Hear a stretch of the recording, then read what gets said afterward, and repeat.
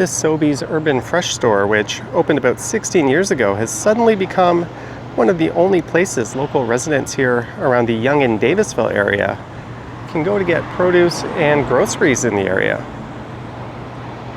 And hey there, today is Monday, September 15th. It is 1:41 p.m. and the temperature here in Midtown Toronto is about 22 degrees Celsius. And there's the Sobeys Urban Fresh, a small format grocery store, one that's a little on the pricey side. And what I'll be doing in this one is heading north up Yonge Street, and we'll check out a couple of local markets that were recently forced to shut down due to a condo project going in right at the corner of Yonge and Davisville. And then to the north of there, I'm gonna go find out if the Farm Boy is still closed. They closed down about a week ago due to a rat infestation. And that was a closure that was only supposed to last a few days. But at last check, they were still closed yesterday. So we're going to go see what the status of that is. There's a Mr. Sub. A little blast from the past.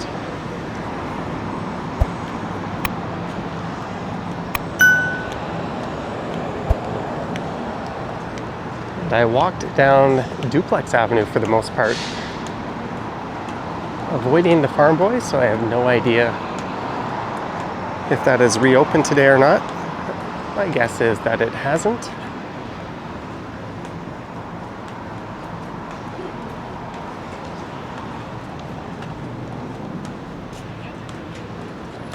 But just up ahead on the other side of this intersection is where those fruit markets recently closed down.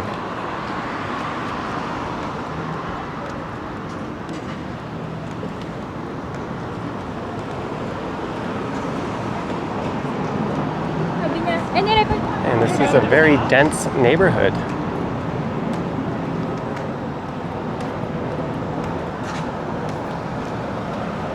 There's a subway station right there. That's actually where the TTC headquarters are.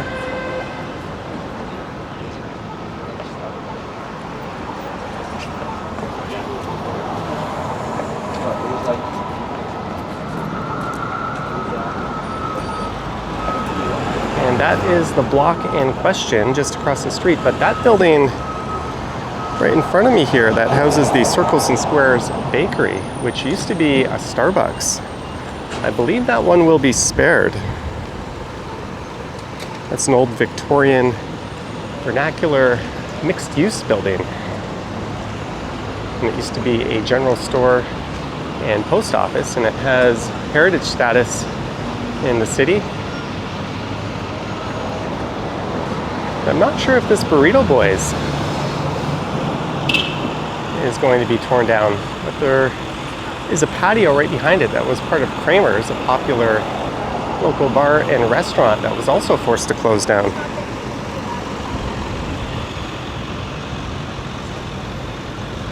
I guess there's another place locals could get some overpriced groceries and produce at Hasty Market. Soft drinks, beer, wine, groceries, dairy, snacks, lottery, ATM, and gift cards. This is Davisville Avenue. And you'll notice there's a lot of high-rise apartments on this stretch.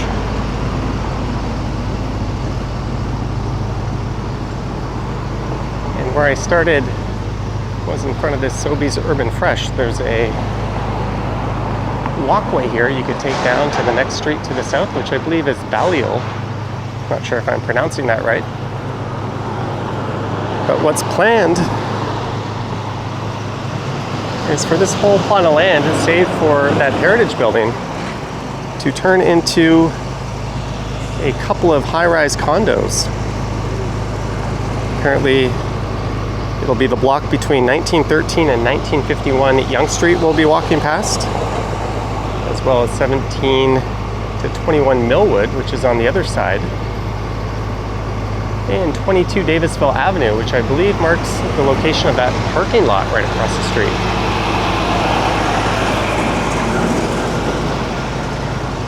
And the only rendering I could find online did show that that Burrito Boys was no longer there.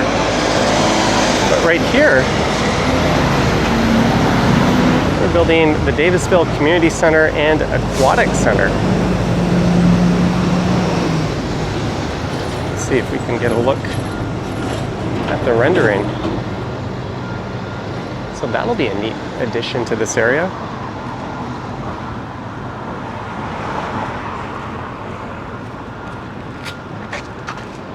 I've been to that upstairs patio at the back of Kramer's before.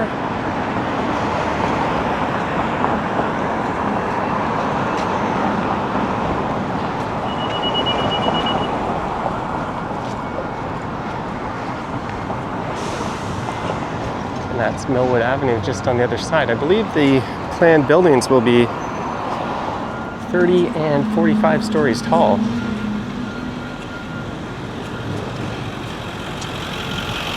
Yonge Street in particular is no stranger to redevelopment.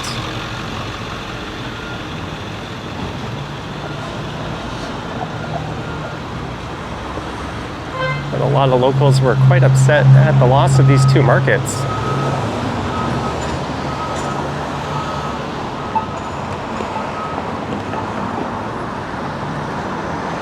And I always used to enjoy walking and recording up this block. The two fruit markets always have displays that spilled out onto the sidewalk, and there were always a number of people out shopping at them. That one is Fresh Buy Market. We're currently closed. Thank you for support. New location coming soon. You can follow them at Fresh Buy Market. Apparently, there's been a fruit market in this location since the 1960s.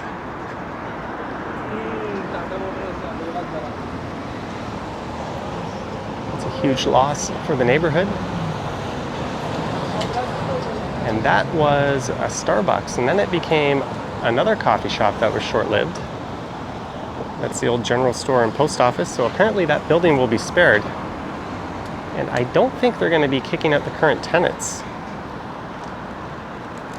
while construction gets underway. There's Kramer's. That bar is long gone. And this became Fruit Basket, fresh fruit, flower, and vegetable market about 12 or 13 years ago. Before that, it was a flower shop. You can see the sign there. They closed on August 31st. Their lease was terminated to make way for upcoming development on the block, leading to the closure of our shop. And you can follow them at Fruits Basket 1919. There's a lady saying she used to buy some vegetables and fruits there. Apparently a lot of locals would do that. And both locations are indicating, or both stores, that they may relocate.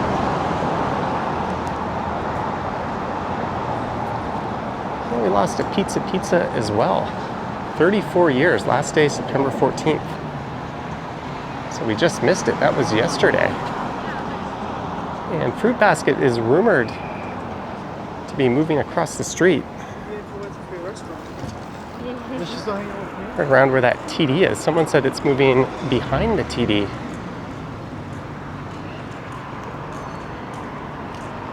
On a Facebook group frequented by locals. I'm not sure how accurate that is, and I didn't even see a spot behind it that they could relocate to.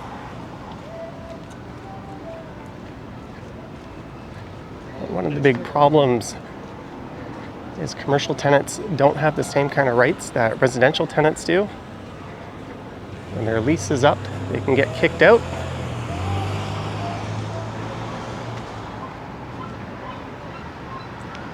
This whole parking lot will be disappearing.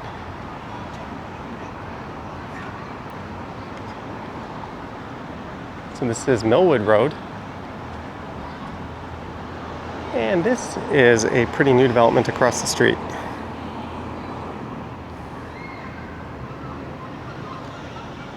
I believe there used to be a Rogers store on the corner here. And then just on the other side of that, there was a 3-story building with apartments on the top 2 floors and retail at the base. I think there was a furniture store and a lighting store and some other small retailers.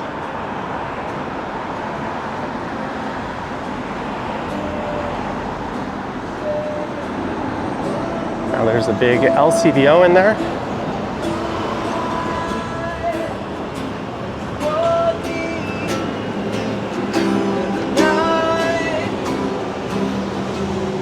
There's a certain character you lose with the older retail that you don't get back with these newer storefronts. And a lot of the newer storefronts tend to be much larger in footprint. You tend to get larger corporate stores replacing the local ma and pa stores. It's just easier to lease to bigger, deep-pocketed companies. Well, there's a specialty coffee shop, 18 feet. I don't hate this. I wish there was some kind of awning or overhang. And it'll be really nice once these trees start to get bigger. And we could obviously use some more street furniture. It's a bit gray and barren looking.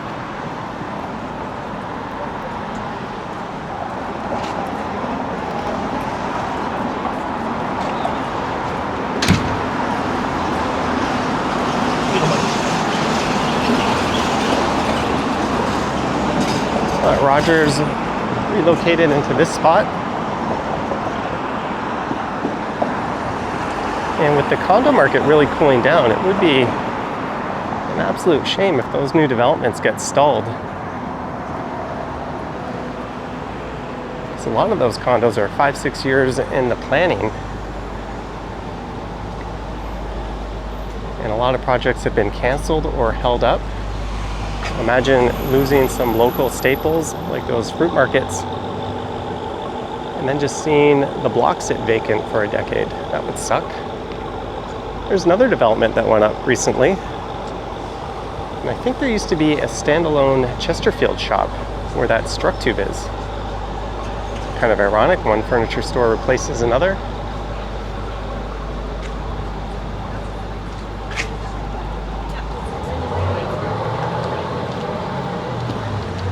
Well, Miss Potatoes Market lives on.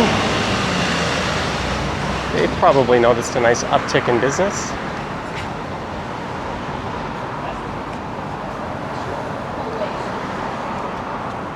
I was waiting for those people to walk by and they stopped right in front of me.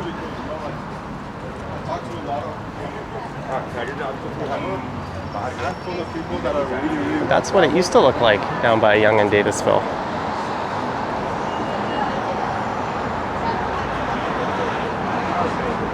And yes, we need housing, we need affordable housing, and just more housing, period.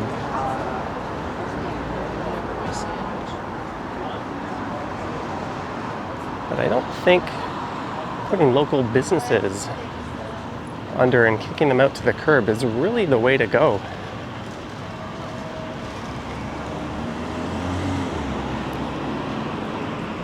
And part of the problem is there is no general business eviction control.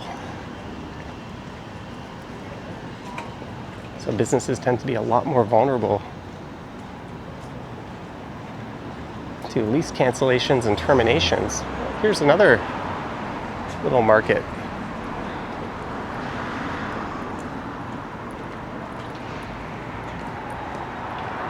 So it's not the end of the world for locals. There's also a few over on Mount Pleasant.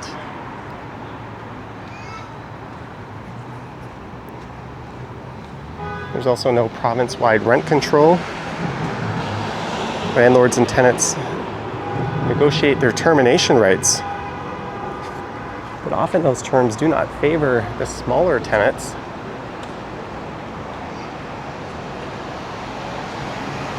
And the termination terms are often vague, and the developers come armed with a lot of legal firepower.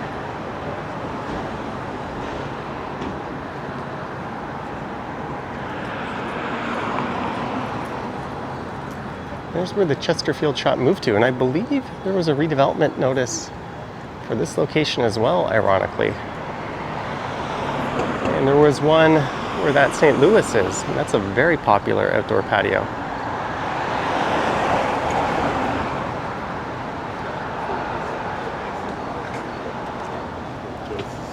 There's a lot of smaller apartment buildings just off of Yonge Street that have been redeveloped.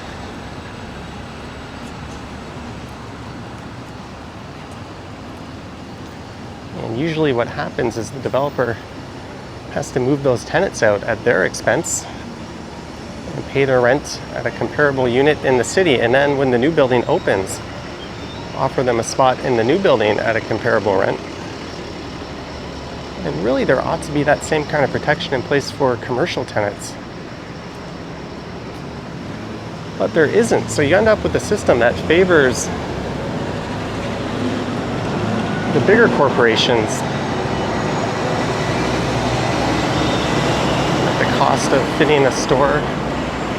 All the interior fittings and fixtures isn't a big deal, unlike these smaller retail locations where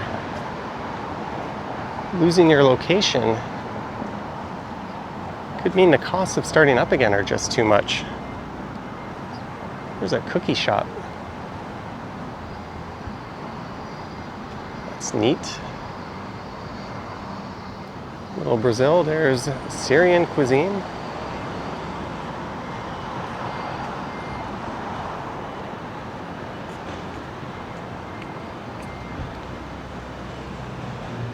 There's another new condo. And it makes sense to be building on a corridor that has a subway line. If you're not going to build here, where else are you going to build?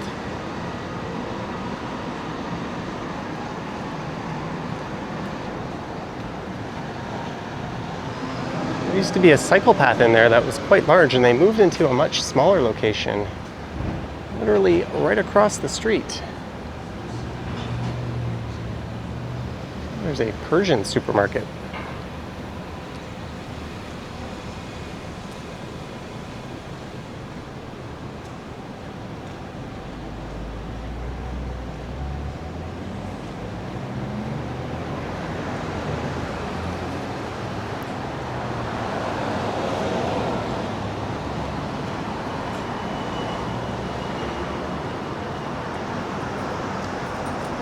So yeah, municipal protections are more there to favor residential tenants, and even then they're somewhat inadequate.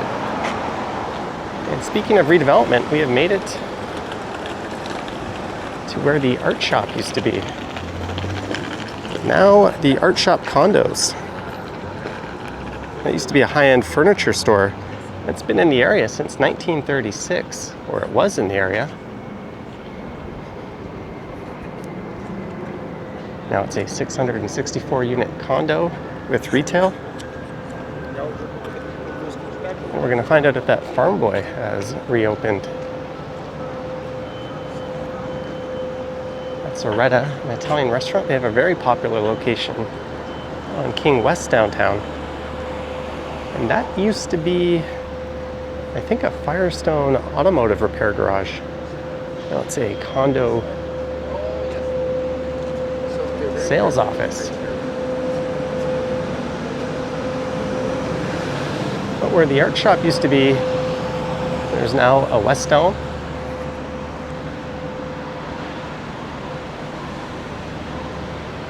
And the Farm Boy is on the second floor. We'll head in there and see if they have any signs posted.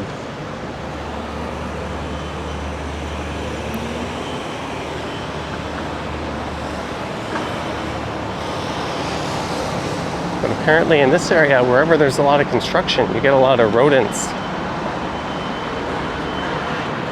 And this area is a hive of construction.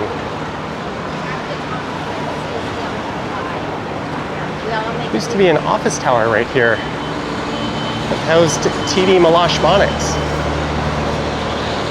And it was torn down, and this condo popped up. And I think Farm Boy has cited that as one of the key reasons why this building has a rodent infestation. But it's been known for months amongst staff that this store had that problem. They referred to it as the mouse location. And dead mice have been found in the produce, as well as the receiving and storage areas.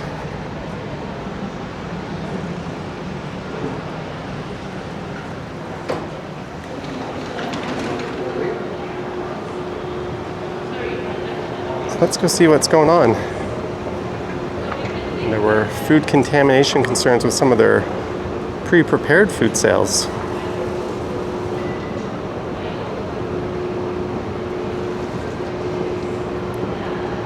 So this was shut down by the City of Toronto's Dine Safe program. There were 4 infractions in total, 2 critical, and 1 that was labeled significant. Oh, there's someone checking out the store.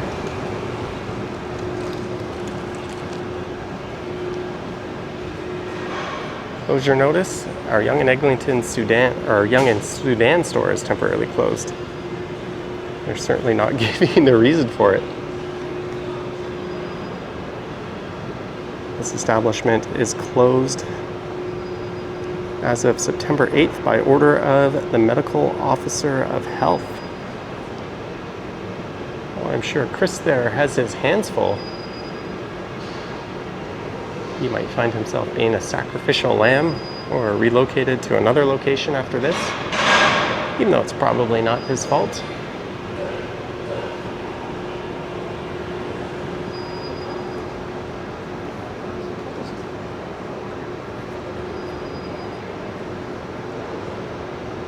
These tables would often be full of people consuming products that they purchased in Farm Boy, including those hot, fresh, pre-prepared meals. Oh, there's a security guard there. There is a Staples.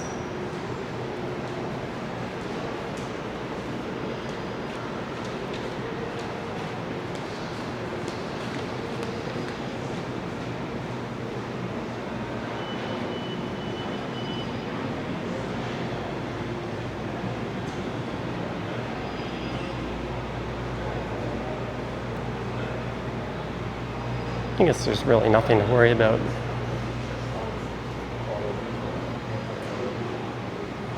With that kind of store, they have this kind of WeWork-like co-working studio space.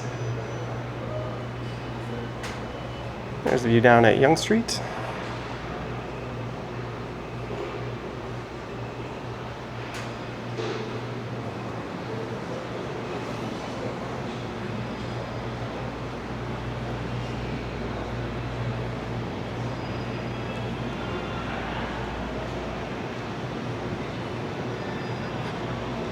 But Farm Boy acknowledged the violations and stated they are working around the clock to correct the situation. They're engaging with third-party experts, enhancing food safety procedures, and won't reopen until the issues are fully resolved. Well, that will require passing city inspections.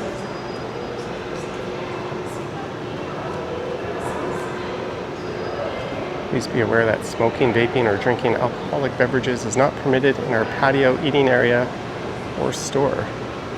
Well, no one's eating anything from Farm Boy in this area.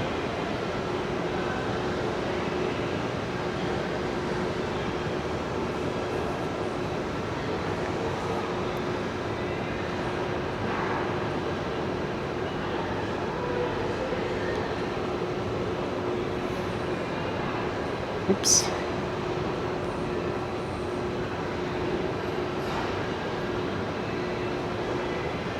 I was just snapping a picture. Now there are 2 major supermarkets just north of here. At the Yonge Eglinton Center, there's a Metro, which is where I am going right after this video. And there's also a Loblaws on Eglinton Avenue East, a few blocks east of Yonge.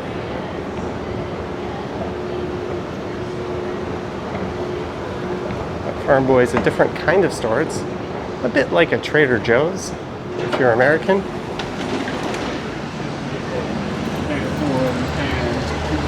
and it's operated, I think, the Empire Food Group or something to that effect, and they own Sobeys.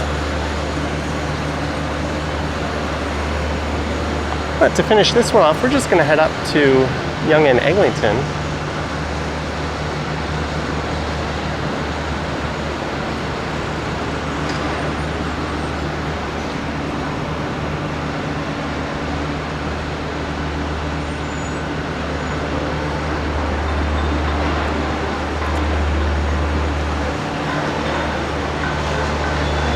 There's the construction site. It's being blamed for the cause of the rat infestation. I live in the area, but I never shopped at that farm boy. I think I bought 2 things from there. On Friday, I was live streaming south down the west side of Yonge Street, and City News was set up right there. One of the reporters, Michelle Mackey, was covering the closure of that farm boy, and I caught her in action on my live stream. That was kind of neat. I posted a TikTok of that, as well as a YouTube short, and she posted a TikTok of me walking past her as kind of a behind the scenes look.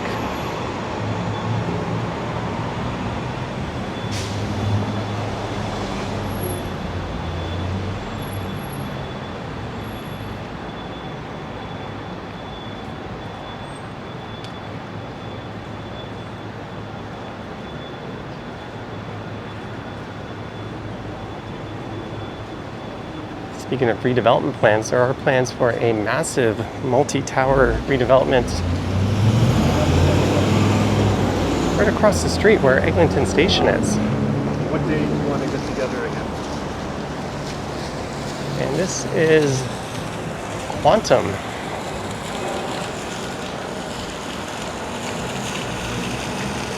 And this was super controversial when it went up, and it was supposed to be a lot taller. Local NIMBY spot for them to be reduced in height. Little did they know that that effort was ultimately fruitless, as a number of much taller towers have since popped up all around them.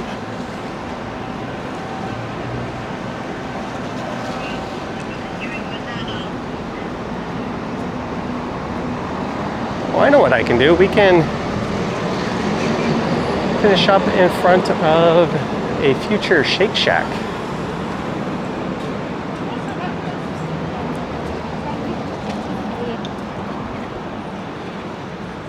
I heard a rumor that they were coming to Yonge and Eglinton a while ago, and I kind of guessed that they would be opening up where Urban Outfitters used to be at the Yonge Eglinton Center.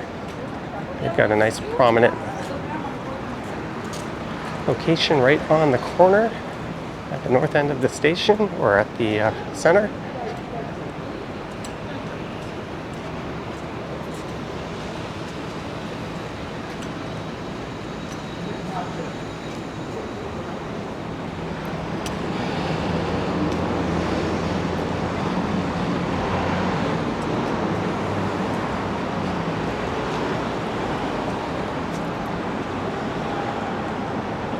That's the Yonge Eglinton Center in the northwest corner. And again, there's a Metro supermarket in there.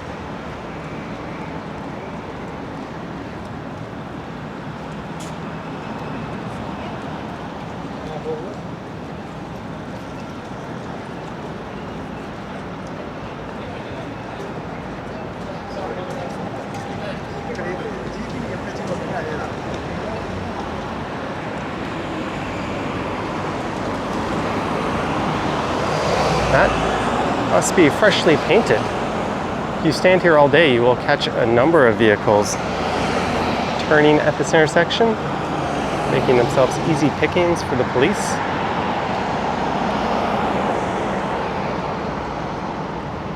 There's the e-condos. Although I do think the signage could be a little better. They really should be using LED signs that say no left and making them a little larger.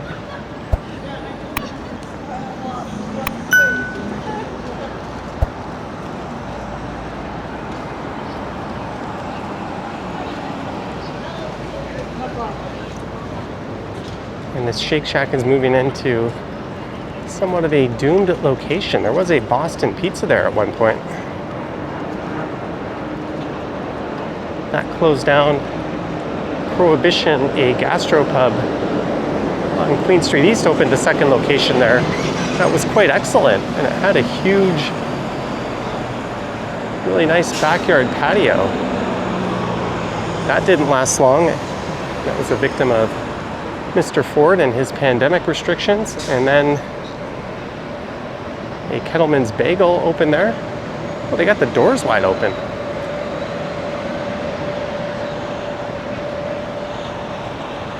I'm very curious to see what we can get a glimpse at.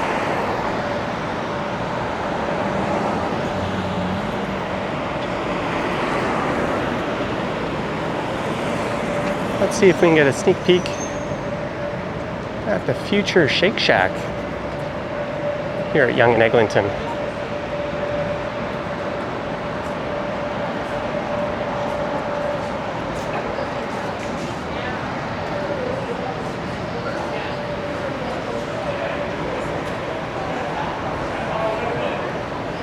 There's people in there, so I don't think I can go stick my head in there.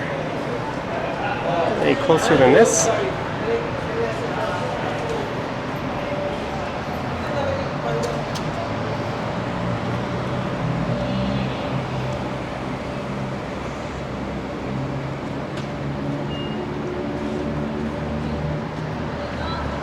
I'm sure someone more brazen would have walked right in there.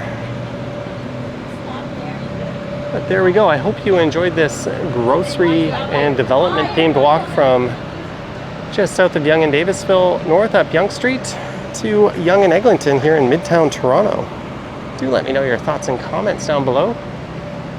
If you wish to support what I do, there's links to my Patreon and YouTube channel membership down in the description. I've got an Instagram account at Johnny Strides, and there is a super thanks button appearing down below if you wish to say thanks that way. I gotta go pick up some groceries. Anywho, thank you so much for watching, and I will catch you in the next one. Yoink!